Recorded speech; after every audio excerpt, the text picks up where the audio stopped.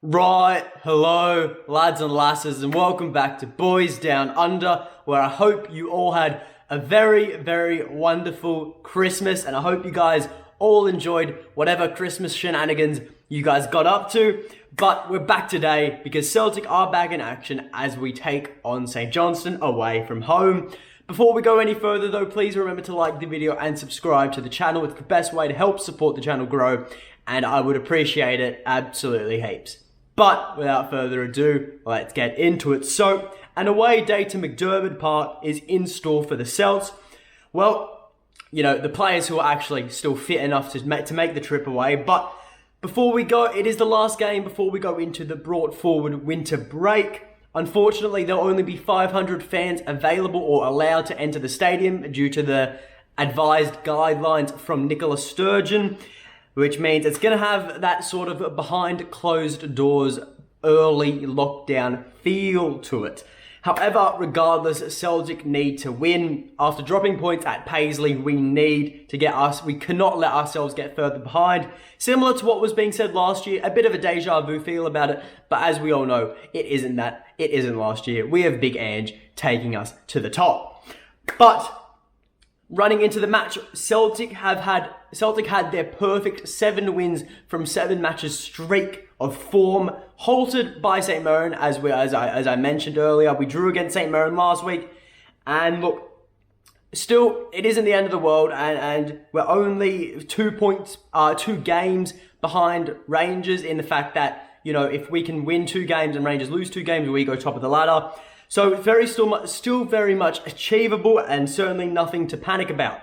As for St Johnstone, they started off the season very well. However, their form has completely slumped. They have not won a match in their last 5 games.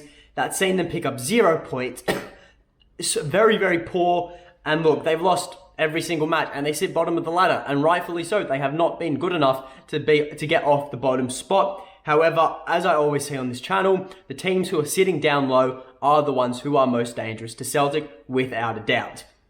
But as for injuries and suspensions, and St Johnstone have some COVID running around their camp at the moment. This has seen 4 of their, starting 11 players out and quarantining. And surprisingly, we actually know who these players are. So it is Xander Clark, Sean Rooney, Itu Vatanen, and Chris Kane all out quarantining, so they cannot take any part in this match.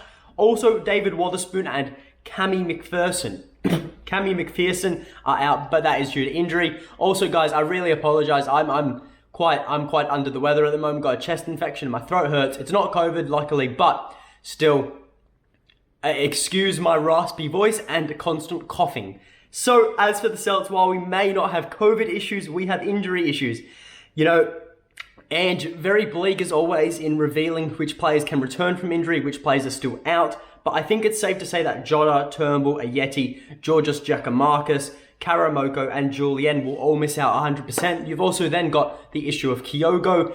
He obviously isn't 100% ready to play, but if he could still be there on the bench if Celtic are in need of a spark later in the match, which I don't think will do much harm if we have him on the bench just in case. There's also the case of Joe Hart. He is in doubt. Not too sure what is going on there. However, in a match where I don't feel we will be tested too much defensively, I feel if he isn't 100%, I don't think it's a risk in playing Scott Bain. I feel personally, I wouldn't be too worried if Scott Bain had to fill in, or even any other goalkeeper in the club. Except Barkas, I might be a bit worried if Butterfingers Barkas takes the role. However, that is a nice little segue into the starting lineup prediction, transition, whatever you want to call it. But let's not waste any more time. Let's get straight into it. So, in goals, Scott Bain, obviously. I want Hart to play, but if he isn't 100%, I don't want to risk him, obviously, because, some injuries may look not so bad at first, but they could get really bad if not treated properly. Then at right back, I'm going for Josip Juranovic. I think it'd be the smarter decision if Tony Ralston isn't still 100% to play him at right back. But, we could also play him further upfield. Then the 2 centre halves, going for Carl Starfelt and Cameron Carter-Vickers. Starfelt is returning from that suspension he served against St Mirren because of a double yellow card booking against Ross County. Then at left back, I'm going for Liam Scales. Personally, I think If we want more of a spark going forward, I think Liam Scales is your option. I think he provides more offensively than Greg Taylor. However, it's up to Ange at the end of the day. Then into the midfield three, and without Turnbull, it's going to be the expected three and the same three we played against St Mirren. Baton as the CDM, then Callum McGregor, our captain, as the box-to-box. Then, of course, Tommy Rogic up at cam, and I think we're going to need a big game from Tommy Rogic. I think if we're going to score some goals and going to win this match, it's going to have to come through him. That's how I see it. Then into the front three, not too sure what's going to happen here. I'm thinking it will be the same as the St Mirren match. Mikey at left wing, much to the majority of the supporter base's disappointment. Abada through the middle, again, disappointing everyone. Then Moffat, I'd say, at right wing, but also you could always play Tony Ralston at right back and start Juranovic at right wing, because then you could also take Mikey Johnston off and play Moffat at left wing, because I'm sure that would please a lot of the fan base. Look, it's a lineup that is open to a lot of changes, especially depending on returning players such as Kyogo and whatnot, Jock and Marcus. But that is what I'm thinking will happen for the lineup. And into the final score prediction we go. And look, without Xander Clark, I don't see a goalkeeping miracle happen from St Johnstone. Look, jokes aside, because I know how much we all hate our opposition goalkeepers. We're away from home, playing at a very small stadium, 500 fans in the ground, basically behind closed doors. It spells out disaster for Celtic, especially if we play the same front three as we did against St Mirren. Now, that's not to say that our front three is bad. I'm just saying that our front three is not overly good. Obviously, Ange is very, very short of attackers at the moment, and beggars can't be choosers. But if it isn't working out with like Mikey Johnston or with a Barter up top, just play someone. Juranovic could easily do a job at right wing, move Moffat to the left. Tony Ralston could do a job at striker. Honestly, I've seen comments about it and I completely agree with it. Tony Ralston has got enough strength and a big enough eye for goal that he could be the perfect target man in a game like this. And I'm 100% sane right now, and I reckon Tony Ralston would be a better target man and a better striker than Abada would in this match. But obviously, Tony Ralston is right back and Ange is going to play Abada at striker. That isn't to say Ange is making the wrong decision. I just think if we're in need of a goal and things aren't working out, I don't see any harm in bringing someone like Ralston up into the striker spot. But look, regardless, however, from that little ramble about Tony Ralston playing at striker, I don't know what got over me, but whatever the result is, it's going to be a low-scoring match. I can't see this match having more than 3 goals in it. And that's not me being, pessimistic, saying that Celtic aren't going to score much. It's just me being realistic.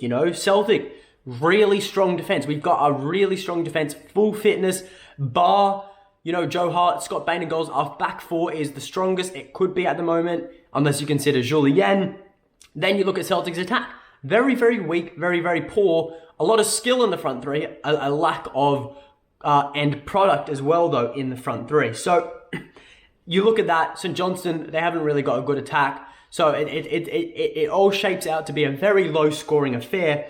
And yeah, we're not going to go out there and win 4 or 5-0. That's just not going to happen. It's not realistic. But St Johnstone need a result, and that's the thing. Because St Johnstone are last on the ladder. The best thing for them heading into this winter break would be to take points away from Celtic, whether it be 1, whether it be 3. That would be a Christmas miracle for them. And look, I can see Celtic dropping points. I'm going to be honest with you guys. I can see Celtic dropping points. However, I can also see Celtic taking all 3 points, because at the end of the day, you have to be realistic. And when we're going away from home with such a depleted squad in a match where we're not going to have any travelling fans there, it's going to be very, very hard for the players. But look, I think it's a very typical. I think it could either turn out to be a typical match where Celtic if Celtic don't look. Ignore everything I said. If Celtic don't score early, I think we're going to drop points. I think we need an early goal in the first 30 minutes or so of the match to just, provide that buffer and to, demoralize the St Johnstone team. And look, I think at the end of the day, if we don't get that early goal, I'm not saying we're not going to win, but I think it really decreases our chances.